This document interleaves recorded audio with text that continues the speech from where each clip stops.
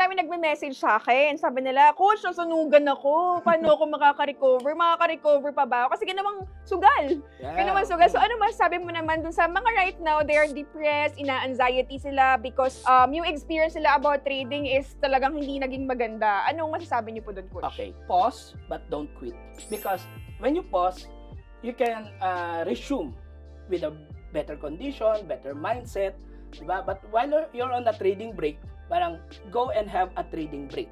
But don't quit. Kasi the more that pag nag-quit ka na, mas lalong give up mo na yung chances na makabawi ka. Correct. So you come back to the market stronger, better. Right? So what you can do while you are on a trading break is to relearn. Yeah. Unlearn, learn, and relearn. Mga ganyan. Yes. So patalinuhin mo yung sarili mo, practice ka, and you start to come back small muna.